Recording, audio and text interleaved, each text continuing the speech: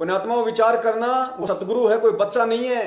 अगर परमात्मा आज ये करता, अगर परमात्मा आज ये ऑडियो बना बना के भेजता, यदि परमात्मा हिसार जेल से संगत को आदेश देने के लिए पीला पर्चा निकालता, लेटर लिखता, तो पुण्यात्मा उस परमेश्वर को अच्छे से पता है, यदि आज मैंने ये कर्म किए, यदि आज मैंने संगत को सत्संगों के भरोसे नहीं छोड़ा, मेरे द्वारा लिखित पुस्तकों के भरोसे नहीं छोड़ा, तो ये पुण्यात्माएं मेरे सतलोक जाने के बाद कैसे भक्ति कर पाएंगी, कैसे ज्ञान को आधार बना पाएंगी। क्योंकि जब इनमें यदि आज इतनी भी सामर्थ्यता नहीं है कि हमें कोई आदमी जो भी आदेश दे रहा है वो आदेश हमें मानने हैं या नहीं मानने हैं, कितने सही हैं कितने गलत हैं, यदि उनका निर्णय ये मेरी लाखों की संगत आज मेरे द्वारा 27 साल से किए गए सत्संगों को आधार बनाकर नहीं निकालती है, तो कल को मेरे सतलोक जाने के बाद तो और भी ज्यादा बखेड़े शुरू होंगे, और भी ज्यादा काल अपनी चाल चलेगा। तो जब मेरे रहते सहते जो व्यक्ति आज मेरे सत्संगों को आधार बनाकर किसी चीज का समाधान निकालने में समर्थ नहीं है, तो मेरे सतलोक जाने के बाद वो कैसे भक्ति मार्ग पे टिक पाएगा, कैसे भक्ति मार्ग पे चल पाएगा। इसलिए हम कह सकते हैं कि गुरु परीक्षा के समय ऐसा कोई आदेश शिष्य को नहीं देगा, केवल उसने गुरु के द्वारा किए गए सत्संगों को और गुरु के द्वारा लिखित पुस्तकों को ही आधार बनाना पड़ेगा, अन्यथा इसका और कोई विकल्प नहीं है। अब चलिए अधिक गहराई से समझने के लिए हम गुरुदेव का एक सत्संग सुनते हैं कि परमात्मा किस तरीके से पहले से ही हमारे को सत्संगों के माध्यम से गाइड करते हुए आ रहे हैं कि बच्चों तुमने किस तरीके से चलना है, कैसे तुमने रहनी करनी है, कहां कहां तुम धोखा खाओगे, किस तरीके से चलोगे तो सफल होगे, किस तरीके से नहीं चलोगे तो असफल होगे। सतगुरुदेव जी ने गीता जी का उदाहरण देकर बताया, अध्याय नंबर 2 श्लोक नंबर 53। परमेश्वर ने कहा, बात हो रही है काल भगवान और अर्जुन के बीच में, परमात्मा संदेश हमें दे रहे हैं। काल भगवान कह रहे हैं श्री कृष्ण उसको अर्जुन को कि अर्जुन, जब तक तरह तरह के भ्रमित वचनों को सुनकर तेरी बुद्धि एक चीज पर, एक वस्तु पे, एक ज्ञान पे स्थिर नहीं होगी, तब तक तो तू योग को भी प्राप्त नहीं होगा, अर्थात तब तक तो तू भगत भी नहीं कहला सकता। अर्थात तुझे कोई भी विचलित कर सकता है भक्ति मार्ग में, तुझे कोई कुछ कहेगा, कोई तुझे कुछ कहेगा। जो स्थिति आज हो रही है संगत के साथ, ये इसी स्थिति के बारे में परमात्मा ने हमें वो गीता जी का अध्याय नंबर 2 श्लोक नंबर 53 का वो श्लोक हमें पढ़ाया था, हमें समझाया था कि नालायको, आने वाले समय में आज मैं तुम्हें जो पाठ पढ़ा रहा हूं ये तुम्हारे साथ घटना घटित होगी। वरना क्या मतलब था वो गीता पढ़ाने का, क्या मतलब था वेद पढ़ाने के? क्यों पढ़ाई परमात्मा ने? केवल हमें बुद्धि प्रदान करने के लिए, हमें ज्ञानवान बनाने के लिए, ताकि हम काल की चालों में ना आ सकें, काल हमें ना ठग सके। सुनो, गुरुदेव जी ने कितने स्पष्ट तरीके से कहा है। तू यहां खड़ा है और तेरा घर इस मार्ग पे है, उस जब तक हम जागृत नहीं होंगे, स्वयं अपनी आंखों नहीं देखेंगे सदग्रंथों को, हम निर्णय कैसे करेंगे कौन गलत है कौन ठीक है? तो दास का उद्देश्य है कि आपको प्रोजेक्टर के ऊपर टीवी चैनल, सीडीज के माध्यम से चैनलों जो है, ये सब तरीके से आपको परमात्मा की महिमा सदग्रंथों में दिखा दूं कि सदग्रंथ ये बताते हैं। फिर परमेश्वर कह रहे हैं कि मेरा उद्देश्य है कि तुम्हें सदग्रंथों से परिचित करवा दूं कि सदग्रंथ तुम्हें क्या संदेश दे रहे हैं, सदग्रंथ तुम्हें क्या कह रहे हैं। वरना तुम निर्णय कैसे करोगे कि क्या सही और क्या गलत है? अगर गुरुजी हमें वेद पुराण, गीता पुराण, इन नकलियों के सत्संग, इनकी डीवीडियां, इनकी किताबें नहीं दिखाते, तो पुण्यात्माओं हम कैसे इस चीज को हृदय से स्वीकार कर सकते थे कि संत रामपाल जी महाराज जी जो भक्ति बता रहे हैं, जो मंत्र बता रहे हैं, जो सतलोक बता रहे हैं, वो सत्य होगा? हम कभी भी यकीन नहीं कर सकते थे।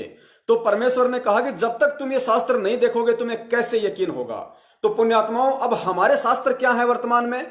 सतगुरु के द्वारा लिखित पुस्तकें, सतगुरु के द्वारा दिए गए सत्संग, तो ये हमारे शास्त्र हो गए।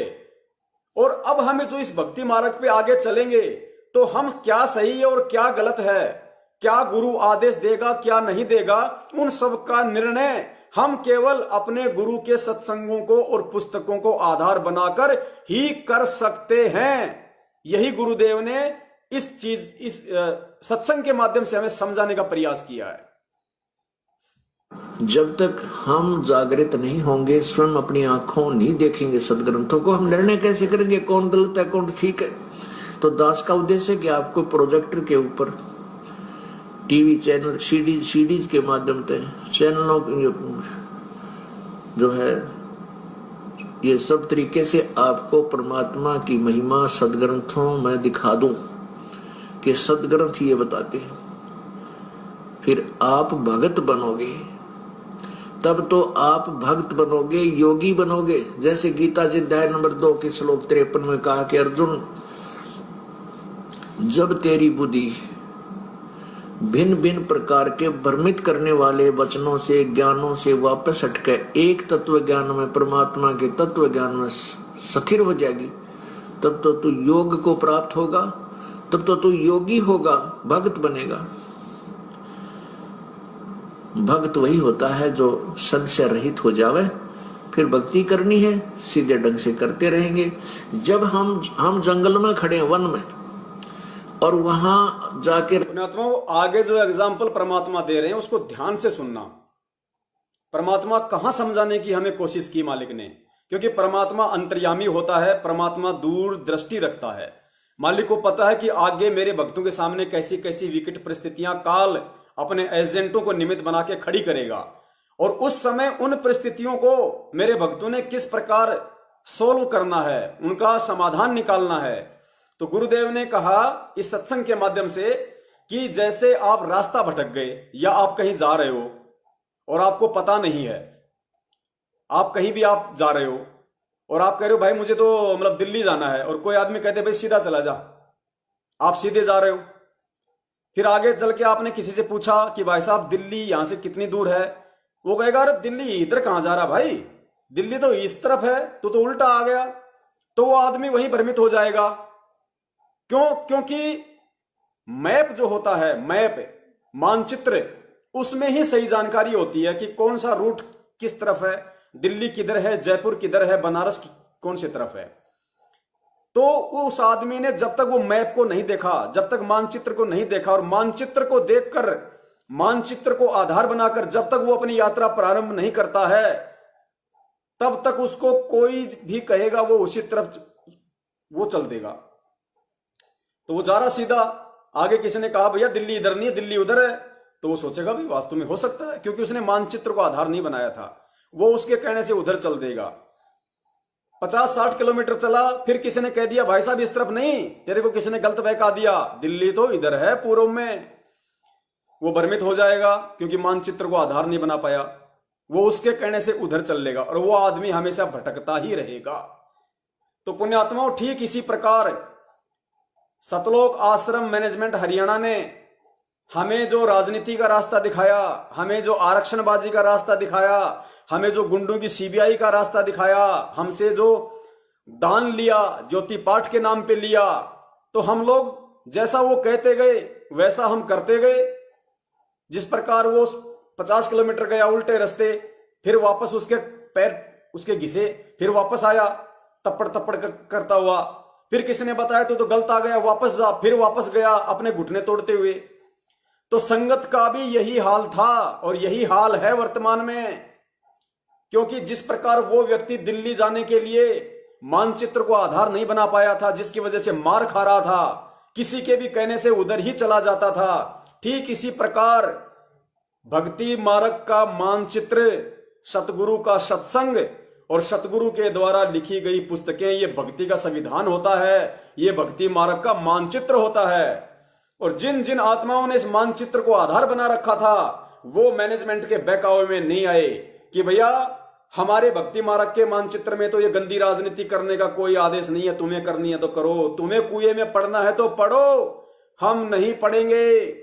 और जिन्होंने इस भक्ति मार्ग के मानचित्र अर्थात गुरु के सत्संगों को, पुस्तकों को आधार नहीं बनाया, वही केवल अपने घुटने कभी राजनीति में तोड़ रहे थे, कभी आरक्षण में तोड़ रहे थे, कभी गुंडों की सीबीआई जांच करने में तोड़ रहे थे, और कभी करणी सेना के समर्थन में, कभी भिवानी तो कभी अजमेर रैलियों में धक्के खाकर तोड़ रहे थे। सुनिए। संशय रहित हो जावे, फिर भक्ति करनी है, सीधे ढंग से करते रहेंगे।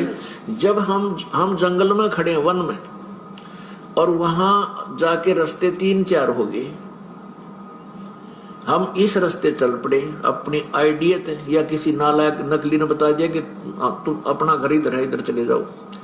अब वो जा रहा है, उसके बताए अनुसार आगे किसी ने कह दिया कि भाई तेरा रास्ता ठीक नहीं, तू तो गलत जा रहा है, तो वो तो पड़ गया समझ उसमें। तो क्या करूं भाई? एक से पूछता है, फिर दूसरे ने बताया कि ये रास्ता ठीक नहीं, ये इधर से जाओ, फिर उधर चल पड़ा। वो रास्ते में फिर किसी ने कह दिया कि तू तो गलत आ गया है। तो उसका निर्णय कैसे हो? उसका निर्णय होगा कि मैप, मानचित्र हो आपके पास, फिर कोई दिखावा कि देख ये मानचित्र है, यहाँ 3 रास्ते 4 रास्ते है, तू यहाँ खड़ा है और तेरा घर इस मार्ग पे है। उस मानचित्र से फिर आपको दृढ़ विश्वास हो जाएगा कि अब मेरा रास्ता गलत है, अब मैं जो अब ग्रहण किया है मानचित्र देख ये सही है। फिर कोई कुछ कहता रहो, आप डगमग नहीं हो सकते। तो पुण्यात्माओं, अपने सतलोक जाने का, पुण्यात्माओं ठीक इसी प्रकार अब आपकी बातें समझ में आ रही होंगी, अच्छे से आ रही होंगी कि हम लोग बहुत बड़ा धोखा खा चुके इस भक्ति मार्ग के मानचित्र अर्थात गुरु के सत्संगों को आधार ना बना पाने के कारण। हमें कोई भी किसी भी नालायक ने हमें बहका दिया, गुरुजी के भाई ने हमें बहका दिया, मैनेजमेंट ने हमें बहका दिया, कोऑर्डिनेटरों ने जो हमें आदेश दे दिए कि चलो आज वहां रैली है, आज वहां रक्तदान है, आज वहां देहदान है, आज वहां बीजेपी को वोट डालने, आज कांग्रेस को वोट डालने हैं। तो गुरुदेव ने कहा कि इन नालायकों का काम तो भ्रमित करने का था, लेकिन तुम भ्रमित क्यों हुए? तुमने मानचित्र को आधार बनाना था, और यदि तुम्हें कोई मानचित्र देख के बता दे कि भाई तुम्हारा रास्ता कौन सा ठीक है, फिर तुम्हें मानना चाहिए कि नहीं मानना चाहिए। लेकिन इतना तत्व ज्ञान लेने के बाद भी उस समय हम लोगों ने कितने वीडियो बनाए, कितने संदेशे दिए, कितने मैसेज डाले संगत में कि भाई तुम लोगों से काल भगवान के द्वारा मर्यादा खंडित करवाई जा रही है। गुरुजी ने कभी भी अपने सत्संगों में ये घटिया राजनीति और ये घटिया कुक्रम करने के आदेश नहीं दिए। अगर गुरुजी ने राजनीति ही करनी होती, अगर राजनेताओं को अपने पैरों में बैठाए रखना होता, तो आज गुरुजी जेल में नहीं होते, आज गुरुजी आश्रम में होते। अगर गुरुजी ने राजनीति करनी होती तो तुम किन लोगों के कहने पे ये गंदी राजनीति करके भक्ति मार्ग से अपने आप को दूर कर रहे हो? लेकिन उस समय तू तो गुरुद्रोही है, तू तो गुरुद्रोही है, तेरे से तो बात करना भी गलत है, तेरी तो शकल देखते नाम खंड हो जाएगा। अब उन्होंने तो तुम्हारे नाम को घटिया राजनीति करवा के अखंड बना दिया। अब तुम बहुत अच्छे रास्ते पे हो। सुनिए आगे गुरुदेव को। कोई कुछ कहता रहो, आप डगमग नहीं हो सकते। तो पुण्यात्माओं, अपने सतलोक जाने का, अपना घर सतलोक है और वहां जाने के का रास्ता हमारे सदग्रंथों रूपी मानचित्र में विद्यमान है, जो दास आपको दिखा रहा है। और हम संशय होकर के इसको ग्रहण कर लेंगे, फिर हम डगमग नहीं होंगे। अब जितने भी गुरु हैं सब न्यारे न्यारे ज्ञान देते हैं, भिन्न भिन्न मंत्र देते हैं। ये गुरु यहां पे समझ लेना, ये कोऑर्डिनेटर, स्टेट कोऑर्डिनेटर, मैनेजमेंट यहां जो संकेत कर रहे हैं परमात्मा उस कथा के माध्यम से कि ये जितने भी गुरु हैं भिन्न भिन्न जो न्यारे न्यारे मार्ग बताते हैं, यानी कभी तो तुमसे कोई राजनीति करवा रहा है, कोई तुमसे ज्योति करवा रहा है, कोई पाठ करवा रहा है, कोई तुम्हारे से रक्तदान करवा रहा है, कोई देह दान करवा रहा है, कोई गुंडों की सीबीआई जांच करवा रहा है, कोई दान ले रहा है, कोई ज्योति का पैसा ले रहा है, कोई पाठ कर रहा है। ये इस कथा के माध्यम से समझना, ये नकली गुरु, इनको स्टेट कोऑर्डिनेटर्स को, नामदान संचालकों को और मैनेजमेंट को, गुरुजी के परिवार वालों को मानना, और फिर तुम्हें चीज समझ में आएगी कि तुमसे किस तरीके से क्या कुकर्म करवाए जा रहे हो और तुम कहां जा रहे हो। अब जितने भी गुरु हैं सब न्यारे न्यारे ज्ञान देते हैं, भिन्न भिन्न मंत्र देते हैं और कहते हैं गुरु कोई भी मंत्र दे दे उसी से पार हो जाएगा। अरे तेरा गजब हो। फिर सदग्रंथों की और गीता जी और वेदों की क्या आवश्यकता है? ये हमारे सदग्रंथ जो है, ये संविधान है परमात्मा का, इसी के अनुसार हमने चलना होगा, तभी हमारा कल्याण होगा, अन्यथा नहीं होगा। इन सदग्रंथों के अनुसार चलेंगे तभी हमारा कल्याण होगा, अन्यथा नहीं होगा। तो हमारे भक्ति मार्ग के सदग्रंथ क्या हैं? गुरु जी के सत्संग, गुरु जी की लिखित पुस्तकें। तो बताइए, इन सत्संगों में, इन पुस्तकों में, इस भक्ति मार्ग के संविधान में कहां ये राजनीति करने के आदेश थे? कहां ये घटिया कर्म करने के आदेश थे? कहां गुरु की अनुपस्थिति में चेले को दान और ज्योति पाठ करवाने के आदेश थे? और यदि हम इनके अनुसार नहीं चलेंगे तो गुरुदेव कह रहे जिंदगी में कभी अपने मोक्ष को प्राप्त नहीं कर सकते, सतलोक को प्राप्त नहीं कर सकते। फिर सदग्रंथों की और गीता जी और वेदों की क्या आवश्यकता है? फिर ये परमात्मा ने 27 साल तक जो सत्संग किए, इनकी क्या आवश्यकता है? 27 साल तक गांव गांव जाके, जहां पे भैंसे लौटती हैं, वहां परमात्मा ने सफाई कर करके पाठ किए हैं, ज्योतियां की हैं, सत्संग किए हैं, रातों को जाग जाग के परमात्मा ने पुस्तकें लिखी हमारे लिए। फिर इनकी क्या जरूरत थी?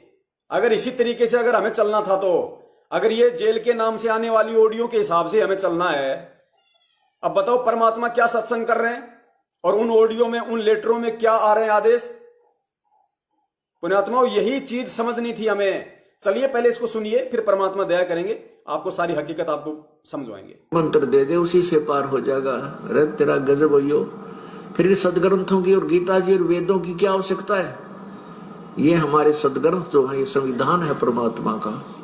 इसी के अनुसार हमने चलना होगा, तभी हमारा कल्याण होगा, अन्यथा नहीं होगा।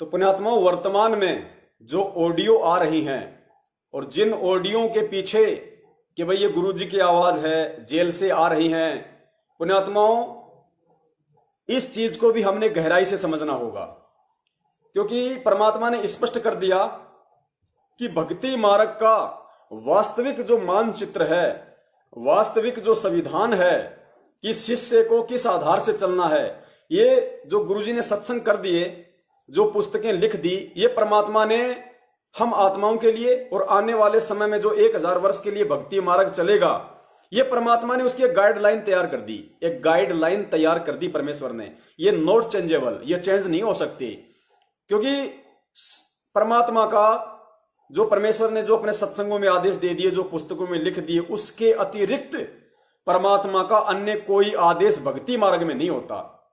यानी भक्ति करके सतलोक जाने की जो विधि है, इन सदग्रंथों के अतिरिक्त, इन पुस्तकों के अतिरिक्त जो इनमें लिखा हुआ है और इन सीडी डीवीडी के अतिरिक्त जो परमात्मा ने सत्संग डाल रखे हैं, अन्य कोई विधान नहीं होता। अब चक्कर क्या है आपने समझना होगा। गुरुजी ने आज तक जितने भी संतों के, महंतों के उदाहरण दिए या कबीर साहिब जी के उदाहरण दिए, उससे हमें समझना होगा इस चीज को कि जो लिख दिया, जो सत्संग कर दिए गुरुजी ने, वो तो फाइनल है, वो तो भक्ति का संविधान है। भक्ति यदि उस अनुसार करोगे, उस अनुसार चलोगे, रहनी करनी करोगे, तो ही सतलोक जाओगे, अन्यथा नहीं जाओगे। लेकिन भगत लोग उस संविधान को समझने के लायक हुए या नहीं हुए, भगत लोग अभी भगत बने या नहीं बने, काल के जाल से बचने के लायक उनमें इतनी बुद्धि विकसित हुई या नहीं हुई, कोई भी व्यक्ति उन्हें भ्रमित कर सकता है या नहीं कर सकता, इन सब बातों की गुरु जब परख करता है तो गुरु मुख से आदेश देता है। यानी पुस्तकों से गुरु परीक्षा नहीं लेता, सत्संगों से गुरु परीक्षा नहीं लेता। गुरु अगर शिष्य की परीक्षा लेगा तो एक अलग ही प्रकार की क्रिया करके लेगा। मुख से गुरु कुछ भी बोल सकता है, मुख से बोल के गुरु परीक्षा ले सकता है, लेकिन जो सत्संग उन्होंने कर दिए, जो पुस्तकें उन्होंने लिख दी, उसमें चेंजेबल नहीं हो सकता। वो फाइनल कॉन्स्टिट्यूशन ऑफ स्पिरिचुअल है, अध्यात्म का वो संविधान है जो आज सतगुरु रामपाल जी महाराज जी ने हमें दे दिया है। परीक्षा अब वो कुछ भी करके ले सकता है। अब जो ऑडियो आ रही हैं, कुछ भाई कहते हैं कि ऑडियो असली हैं। चलिए, नो ऑब्जेक्शन, नो ऑब्जेक्शन। ये दास कहता है कि ऑडियो असली हैं, आपकी बात हमने मान ली। सतलोक आश्रम मैनेजमेंट हरियाणा के पीछे चल रहे 70% लोगों की, भगत भाइयों की बात को मैंने मान लिया कि चलो हिसार जेल से जो ऑडियो आप बता रहे हो कि गुरुजी की हैं, वो गुरुजी की ऑडियो हैं, कोई दिक्कत नहीं हमें। लेकिन गुरु ने भक्ति मार्ग पर सफल होने के लिए किस चीज को आधार बताया? किस चीज को आधार बताया? मानचित्र को आधार बताया, सत्संगों को आधार बताया, पुस्तकों को आधार बताया। कबीर साहिब जी ने इतने वर्ष वहां सत्संग किए, सत्संग के आधार से उन्होंने परीक्षा नहीं ली, क्योंकि उन्होंने जो क्रिया की हाथी पे बैठ के, जो क्रिया उन्होंने हाथी पे बैठ के की, जो कहानी उन्होंने हाथी पे बैठ के रची, वो कहानी उनके सत्संगों में कहीं नहीं थी। वो कहानी उनके द्वारा भक्तों को बताए गए सत्संगों में कहीं नहीं थी कि भाई गुरु शराब पीता है, गुरु शराब भी पी लेगा, गुरु ऐसे कंधे पे हाथ डाल के मौज बस्ती भी कर लेगा। वो बातें उन्होंने कभी सत्संगों में नहीं बताई। उन बातों से दूर ही रहने के लिए कहा कि शराब पीवे कड़वा पानी और 70 जन्म कुत्ते के जानी। हमेशा यही उन्होंने सत्संगों में आदेश दिया कि शराब पीने वाले के 70 जन्म कुत्ते के होते हैं। लेकिन उसी गुरु ने वो शराब पीने की एक्टिंग की परीक्षा के लिए। लेकिन शिष्यों को क्या आदेश था?